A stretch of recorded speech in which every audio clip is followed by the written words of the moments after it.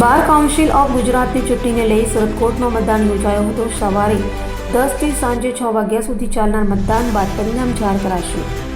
6 March 2026ના રોજ bar council of ગુજરાતની ચૂંટણી માટે મતદાન શરૂ કરાયું હતું। સવારે 10 વાગ્યાથી સાંજે 6 વાગ્યા સુધી મતદાન કર્યા બાદ મત ગણતરી કરાશે।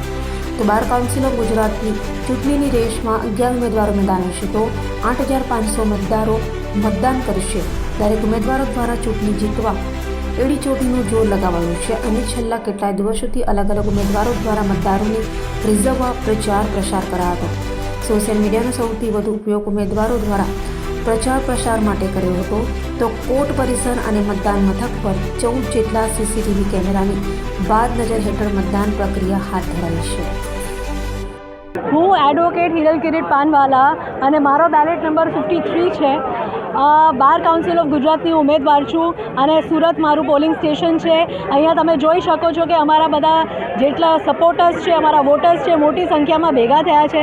ખૂબ સારી રીતે મતદાન થઈ રહ્યું છે અને અમારા બધાના ઉત્સાહમાં વધારો થઈ રહ્યો છે।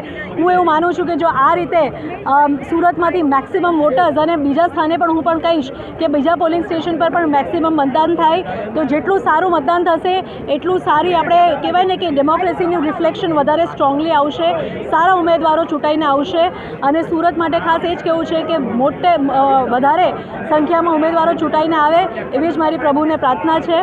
Thank you.